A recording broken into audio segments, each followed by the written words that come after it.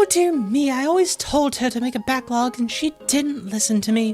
What is this?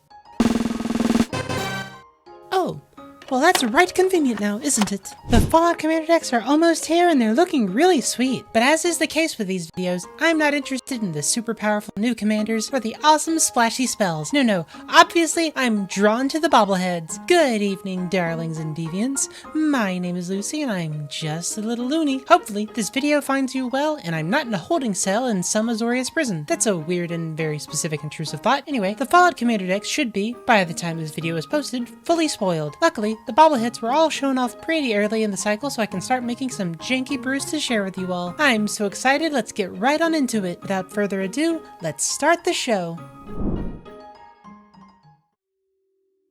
So what are the bobbleheads? Well, typically in Fallout games you have 7 main stats for your character, each corresponding to a letter.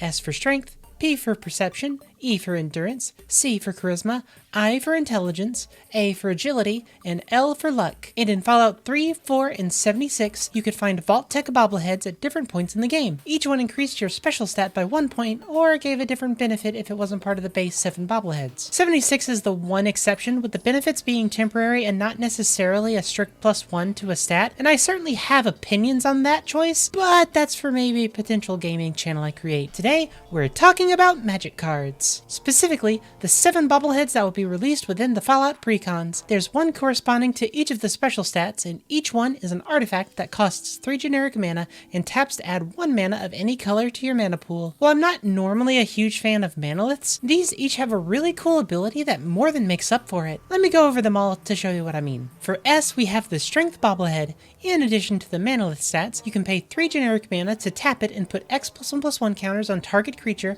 where X is the number of bobbleheads you control. This is a reoccurring theme in all of them, doing something cool based off of the number of bobbleheads you have. And we're starting off with a really strong one. Because not only does this get out of hand depending on the number of bobbleheads we have, but it can also target any creature, meaning that if you manage to goad one of your opponent's creatures, you can buff it up to deal more damage. Or the relatively safer option, assure your safety from a specific threat as long as you can give it a buff. Who would have thought you'd need to make a speech check with a strength card, huh? For P, we have perception. For 3 and a tap, you can look at the top X cards of your library, where X is the number of bobbleheads you control. Then you can cast a spell with mana value 3 or less from among them. Psst. This includes all of the bobbleheads, without paying its mana cost. Then put the rest on the bottom in a random order. This one is a bit less exciting as it has a hard cap on the value of the spell you can cast. You're never going to really get a huge spell out of this. But if you're seeing what I'm seeing, then this card is perfect for a deck built around the bobbleheads. Not only can it find all of them, but it digs deeper for each one you assemble, making it easier and easier to get more bobbleheads. For E, we have endurance. For 3 and a tap, you can give X target creatures +1/+0 and indestructible until end of turn, where X is the bobbleheads you control. Wow, this is great! It can save creatures from board wipes, surprise our opponents, and oh gods, it's only a sorcery. Oh well, it's still super good, and it makes it so any attacker you have can weather any blocks from your opponents. This one isn't too bad on its own either, meaning it doesn't need to be played in a bobblehead deck. Though, you know that's what we're gonna do with it. For C, we have charisma. This one's a little bit different as it's 4 and a tap this time to make 1/1 white soldier creature tokens equal to the number of bobbleheads we control. Friends are important and charisma draws plenty of them in. Again though, we can only activate it as a sorcery. Yawn.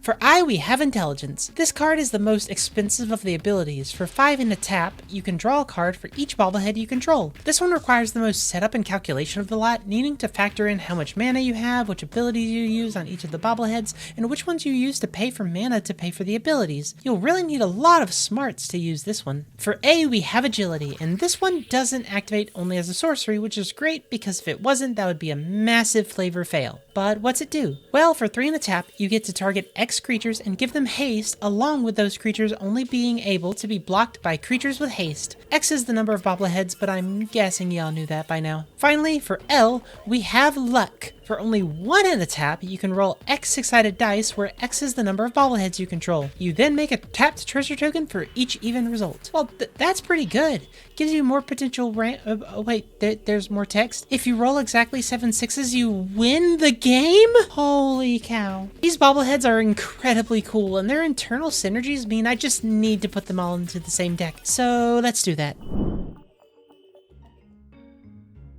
If I'm being honest, my brain is going crazy with potential commanders and combinations and what they could do, but I'll stick to 3 so you're not here all day listening to my bobblings. Get it?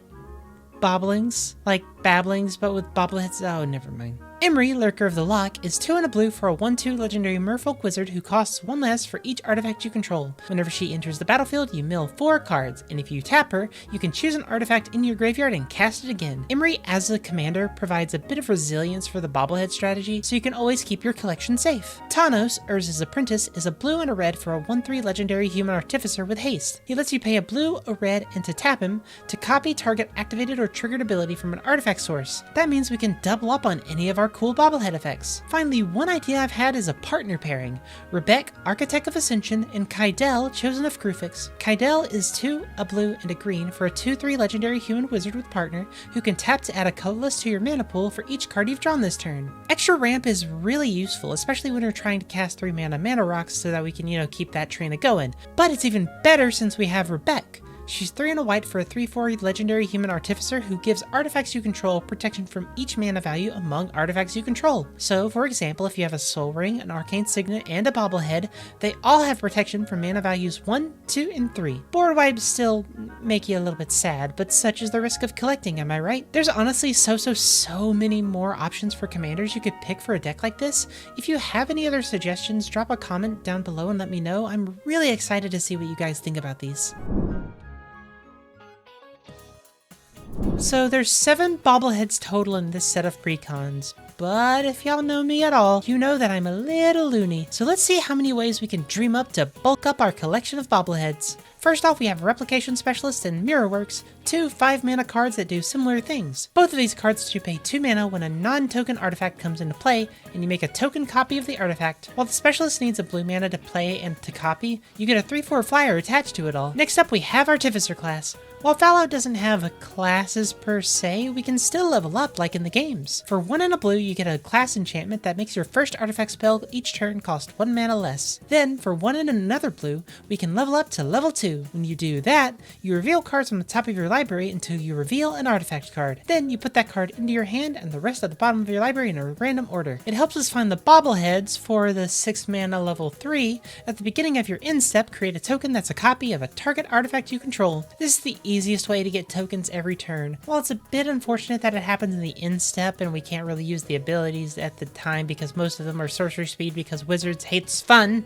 it's still pretty bonkers. Finally, there's more than a few planeswalkers that synergize with the bobbleheads, but one I want to mention is Saheeli Rai. That's right, the original one. For 1, a blue, and a red, you get a Saheeli planeswalker that starts with 3 loyalty. Her +1 lets you scry 1 and ping someone for 1. Nothing too big or fancy, but the scry does help a little bit with the perception bobblehead. For a -2, you can make a copy of a creature or an artifact, it gets haste, and it exiles itself at the end step. The token, not the actual copy of it. Yes, this combos with Felidar Guardian, and yes, you can run that in a build of this deck. I wouldn't, but like, you do you, I'm not your mom. Her ultimate is super cool, and is really something to aim for. She lets you search your library and tutor for 3 different artifacts and slap them onto the battlefield. You could probably assemble some sort of game-winning unholy amalgamation, but you could also use it to tutor up more bobbleheads. All in all, these precons are looking really sweet. These silly little bobbleheads are some of the coolest cards to come out recently in my opinion, and I like these cool internal synergies. I hope Wizards makes a few more of these in the future, and hey, if the Doctor Who decks are any indication, we might get a secret lair with a few more bobbleheads. Who knows?